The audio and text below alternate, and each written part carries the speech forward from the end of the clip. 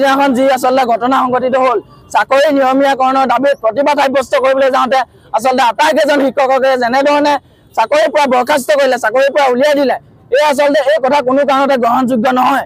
যদি এই চাকৰি যদি অবৈধ হৈ আছিল, এই চাকৰি যদি তেওঁলোকৰ যদি পাৰ্মানেণ্ট নহৈছিলে তেন্তে কিয় নিযুক্তি দিছিলে তেওঁলোকক? আৰু নিযুক্তি দিয়াৰ পিছত তেওঁলোকে কি কৰিছে, তেওঁলোকৰ যিসমূহ অৰিজিনেল চাৰ্টিফিকেট আছিলে এই চাৰ্টিফিকেটখিনি লৈ ল'লে, চৰকাৰে লৈ লৈছিলে বা ডিপাৰ্টমেণ্টে লৈ লৈছিলে।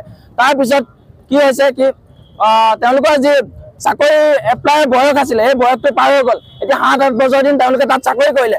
যদি তেওঁলোকে যদি শিক্ষাগত অৰ্হতা নাছিলে, তেওঁলোকে যদি চাকৰি কৰাৰ যোগ্য নহৈছিলে তেন্তে কিয় নিযুক্তি দিছিলে? তাতোতো আগতেতো পৰীক্ষা পাতিয়ে নিযুক্তি দিয়া হৈছিল। তাৰপিছত কিয় এতিয়া চৰকাৰখনে আধাতে তেওঁলোকক আচলতে চাকৰিৰ পৰা বৰখাস্ত কৰিছে, চাকৰিৰ পৰা উলিয়াই দিছে? হিমন্ত বিশ্ব শৰ্মাই নিজৰ মতালি মতে নিজৰ গুণ্ডাৰাজ চলাইছে, নিজৰ হিটলাৰাজ চলাইছে। এই আচলতে হিমন্ত বিশ্ব শৰ্মাৰ মতালি কোনো কাৰণতে মানি লোৱা নহ'ব। আমি পোনে পোনে আজি ছাত্ৰ মুক্তি সংগ্ৰাম সমিতিয়ে শিৱসাগৰৰ পৰা দাবী জনাইছোঁ যে চৰকাৰখনক যি আচলতে তেওঁলোকক চাকৰিৰ পৰা বৰখাস্ত কৰা হ'ল তেওঁলোকক লগে লগে নিযুক্তি দিয়া হওক।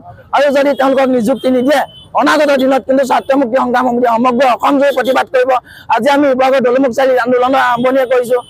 আগতে কিন্তু ছাত্ৰ মুক্তি সংগ্ৰাম সমিতিয়ে বিভিন্ন ঠাই আন্দোলন কৰি আছে। আজি আমি শিৱসাগৰৰ পৰা আৰম্ভ কৰিছোঁ। অনাগত দিনত এই আন্দোলন কিন্তু সমগ্ৰ অসমজুৰি বিয়পি পৰিব। তেতিয়া কিন্তু চৰকাৰে নিষ্ঠা নাপাব। 2026 চন আহি আছে, চৰকাৰ নিজৰ কিন্তু ভোটৰ লালসাত এতিয়া অসমত বিহাৰ দিৱস পাতিবলৈ লৈছে। এওঁলোকক চাকৰিৰ পৰা খেদি বিহাৰৰ পৰা কি যুৱক যুৱতী আনি চাকৰিত নিয়োজিত কৰিবলৈ বিচাৰিছে নেকি? এই কথাবোৰ আমি এতিয়া ভাবিবলৈ বাধ্য হৈছোঁ। চৰকাৰৰ মুখ্যমন্ত্ৰীক আমি দাবী জনাইছোঁ, শিক্ষামন্ত্ৰীক দাবী জনাইছোঁ। এই আচলতে আপোনালোকে মতালি কোনো কাৰণতে মানি লোৱা নহ'ব। যি আচলতে নিৰ্মমভাৱে অত্যাচাৰ কৰিছে, এই আচলতে যি কাণ্ড কৰিছে এই কাণ্ড আপোনালোকে চাকৰি অতি শীঘ্ৰে তেওঁলোকক নিযুক্তি দিয়াৰ ব্যৱস্থা কৰে। চাওক, আচলতে চৰকাৰখনে নিবনুৱা সমস্যা সমাধানলৈ সম্পূৰ্ণৰূপে পিঠি দিছে। তেওঁলোকে যি দুৰ্নীতি আৰু স্বচ্ছভাৱে তেওঁলোকে নিবনুৱা সমস্যা সমাধানৰ কথা তেওঁলোকে বাৰম্বাৰ কৈ আহিছে, কিন্তু আমি দেখিবলৈ পালোঁ প্ৰকৃতাৰ্থত সেয়া সম্পূৰ্ণ এটা ভুৱা কথা তেওঁলোকে কৈ আহিছে। আমি দেখিবলৈ পালোঁ যিসকল পলিটেকনিকৰ অধ্যাপকে দীৰ্ঘদিন ধৰি তেওঁলোকে চাকৰি নিয়মীয়াকৰণ নোহোৱাকৈ আমাৰ ছাত্ৰ ছাত্ৰীসকলক যি মানে পাঠদান কৰি আহিছিলে, সেই শিক্ষকসকলক তেওঁলোকৰ যি প্ৰাপ্য অৰ্থাৎ তেওঁলোকৰ চাকৰি যি নিয়মীয়াকৰণ কৰিব লাগে সেই কথাটো দীৰ্ঘদিনৰ পৰা তেওঁলোকে দাবী উত্থাপন কৰি আহিছিলে। কিন্তু এই হিমন্ত বিশ্ব শৰ্মা নেতৃত্বাধীন চৰকাৰখনে বা শিক্ষামন্ত্ৰীজনে কিন্তু তেওঁলোকৰ দাবীবিলাকৰ ওপৰত কোনো ধৰণৰ গুৰুত্ব আৰোপ নকৰিলে।